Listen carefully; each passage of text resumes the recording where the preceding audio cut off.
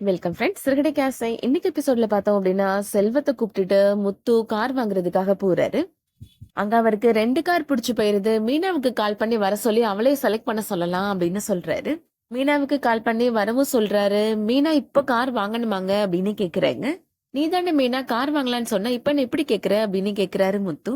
Car நான் வாங்க வேணாம்னு சொல்லலைங்க, இப்ப வாங்கணுமான்னு தான் கேக்குறேன் அப்படின்னு சொல்றாங்க மீனா.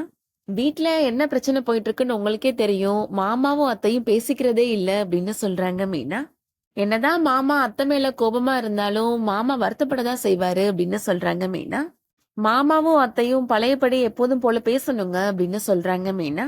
சரி மீனா, அதுக்கு என்ன பண்ணணும்ன்றத நான் பாத்துக்கிறேன் அப்படின்னு சொல்றாரு முத்து. செல்வத்தை சொல்லி அந்த காரை வேற யாருக்கும் வித்துற வேணான்னு ஓனர்ட்ட சொல்லிட்டா அப்படின்னு சொல்லிட்டு போறாரு.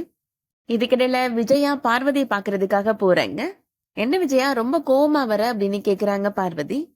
எனக்கு இருக்கிற கோபத்துக்கு யாரையாவது தூக்கி போட்டு அடிக்கணும் போல இருக்கு அப்படின்னு சொல்றாங்க விஜயா. எனக்குன்னு ஒரு மருமக வந்திருக்கிறாளே, அவளால தான் பிரச்சனை அப்படின்னு சொல்றாங்க. மீனா பத்தியா பேசுற அப்படின்னு கேக்குறாங்க பார்வதி. கடைசியா மருமகள் ஒருத்தி வந்திருக்கிறாளே, அந்த பணக்கார பைத்தியத்தை தான் சொல்றேன் அப்படின்னு சொல்றாங்க விஜயா. அவளுக்கு என் மேல கொஞ்சம் கூட மரியாதையே இல்லை, நீ எதிர்த்து பேசுறா அப்படின்னு சொல்றாங்க. மீனா நகையை நான் மாத்தி வச்சது தப்புன்னு என்கிட்டயே சொல்றா, உங்களோட நகை கொடுத்துருக்க வேண்டியதானே என்கிட்டயே பதிலுக்கு பதில் பேசுறா அப்படின்னு சொல்றாங்க விஜயா. வீட்டுல இருக்கிற பிரச்சனையெல்லாம் சரியாகட்டும், அதுக்கப்புறம் அந்த ஸ்ருதியை நான் வைக்க வேண்டிய இடத்துல வைக்கிறேன் அப்படின்னு கோவமா சொல்றாங்க. ஸ்ருதி இப்போ அவங்க டப்பிங் ஸ்டுடியோல ஒரு பொண்ணுக்கு டெலிவரி ஆகுறப்ப ரொம்ப பெயினா கத்துற மாதிரி டப்பிங் கொடுக்குறாங்க. அதை பார்த்து ஸ்ருதி ரொம்ப ஃபீல் பண்றாங்க. அவங்க அம்மாவுக்கு கால் பண்ணி பேசுறாங்க.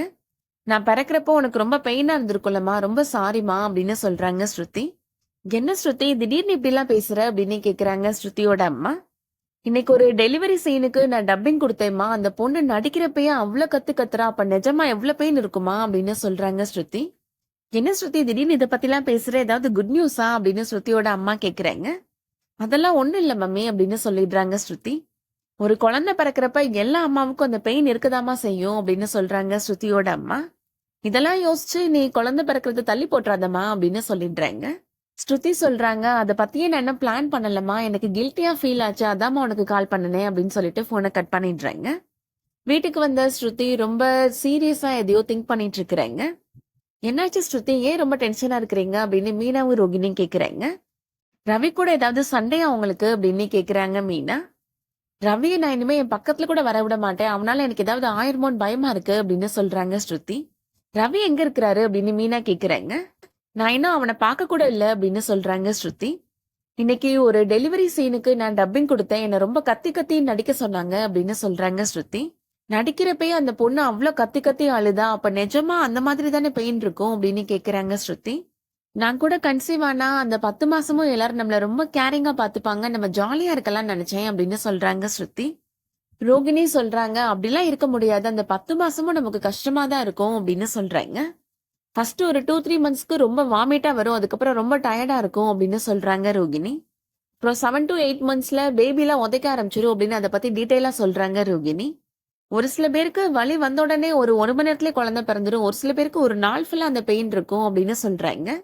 ரோகிணி அந்த டெலிவரி பெயினை பத்தி ரொம்ப டீட்டெயிலா சொல்லிட்டு இருக்கிறாங்க. இவங்க எப்படி இவ்வளவு டீட்டெயிலா சொல்றாங்க அப்படின்னு மீனாவும் ஸ்ருதியும் ஆச்சரியமா பாத்துட்டு இருக்கிறாங்க. அதோட இன்னைக்கான எபிசோட் முடியுது. நாளைக்கு எபிசோட்ல பாட்டிய நேரா போய் முத்து பாக்குறாரு.